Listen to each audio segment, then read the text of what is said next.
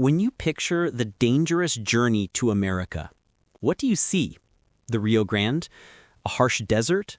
A border wall? For decades, that was the story. But that story is changing. And the new first chapter isn't being written at the southern border. It's being written thousands of miles away. The journey into America doesn't start in the desert. It starts with a plane ticket to Toronto. And for a long time, Canada was rolling out the red carpet. Welcome to the Northern Front, a new, frozen, and deceptively dangerous path into the United States. And the key that unlocks this whole route isn't a secret. It's an official document from the Canadian government. This is an ETA, an electronic travel authorization. Until recently, if you were from Mexico, this is all you needed to fly to Canada. No tough visa interview, no stacks of financial records, just a $7 fee and a few clicks online. The system was designed for tourism, to make travel easier between friendly countries. But criminal networks saw something else. They saw a massive loophole, and they started selling a new premium route to the US, a VIP package. The sales pitch was brilliant and completely deceptive. Forget the dangerous southern border. Forget the cartels and the desert. Fly legally to a safe first world country. Arrive as a tourist in Toronto, where you'll be greeted with a smile. From there, the American dream is just a short drive away. It sounds clean. It sounds safe. It sounds easy. And that is the first lie of the trap. So let's follow the path. Imagine you're in Mexico, desperate for a better life in America. You've saved your money, and a smuggler, a coyote, tells you about the Canadian route. For $10,000 to $20,000, they'll handle everything. First, they get you your ETA. It's almost always approved. They tell you to buy a round-trip plane ticket, and they coach you on what to say. I'm here for 2 weeks to see Niagara Falls. You have a hotel reservation you'll never use. And just like that, you're in. You've legally entered a G7 nation.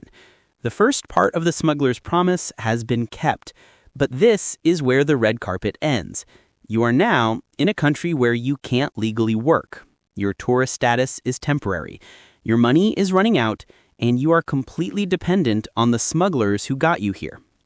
They house you in cramped apartments, packed with dozens of others, all waiting for the text message that says it's time to move. The safe and easy journey now feels like a prison. The US-Canada border is the longest in the world, over 5,000 miles. And for most of it, there's nothing. No guards, no wall. Just a line on a map running through forests and fields.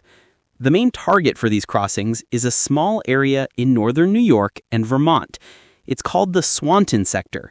For years, this was one of the quietest parts of the US border. In 2021, agents here caught just over 300 people.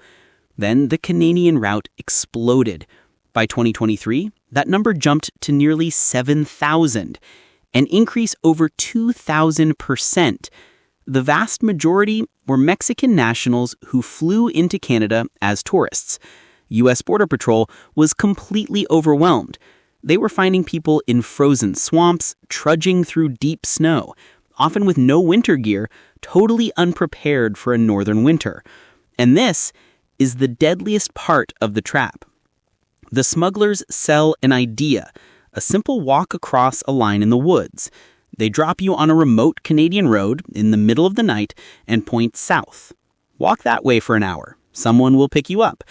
They don't mention the sub-zero temperatures. They don't talk about getting lost in the dense, dark forest. They don't warn you about frostbite, hypothermia, or drowning. And sometimes the journey ends in tragedy. In January 2022, a family of 4 from India was found frozen to death just yards from the U.S. border. A mother, a father, and their 2 young children. Victims of the same lie. A year later, 8 more migrants were pulled from the St. Lawrence River. 2 families trying to cross by boat from Canada. Among them were 2 small children. The Canadian route isn't a safe alternative. It just trades the desert heat for the killing cold of the north. This whole situation created a perfect storm. It strained resources on both sides of the border. In Canada, cities like Toronto and Montreal saw their shelters get completely overwhelmed. Many people arriving decided to claim refugee status in Canada instead of crossing the border. The country's asylum system was soon facing a backlog years long. In the United States, the northern border became a new front in the immigration crisis. The Swanton sector went from a quiet posting to a hot zone. It exposed a massive vulnerability in America's border security. The policy that was meant to build a bridge between two countries had become a highway for organized crime. Canada's openness was being used as a weapon. The trap wasn't just for the migrants. It had caught both countries. For years, officials on both sides of the border sounded the alarm. They pointed to the data, the exponential rise in crossings, and the human cost. Finally, in February 2024, the Canadian government acted. Facing immense pressure from the United States and a spiraling crisis at home, Canada reversed its policy. The visa-free travel for Mexican citizens was over. The easy-to-get ETA was gone, replaced by a much stricter visa application process. The government essentially admitted that its open-door policy, while well-intentioned, had become unsustainable and dangerous. They had to close the loophole. So, is the trap now closed? Is the Canadian route finished? For now, the numbers have dropped significantly. The main entrance to the pipeline has been sealed off, but the smuggling networks are adaptive. They are always looking for the next loophole, the next weakness in the system to exploit. The story of the Canadian route is a powerful lesson. It shows how a simple policy change in one country can have massive, unforeseen consequences for another. It shows how the promise of an easy path is often the most dangerous one of all. And most importantly, it's a story about people. People who bet everything on a lie whispered to them by those who profit from desperation. They weren't just crossing a border. They were stepping into a trap laid for them thousands of miles away.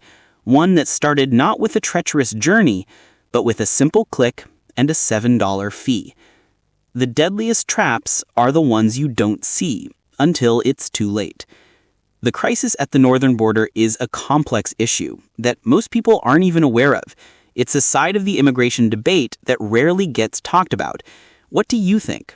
Was Canada right to reverse its policy? And what does this story tell us about border security in the 21st century? Let us know your thoughts in the comments below. If you found this deep dive informative and want to see more stories that challenge the headlines, do us a huge favor and hit that like button. And make sure to subscribe and turn on notifications so you don't miss our next investigation. Thanks for watching.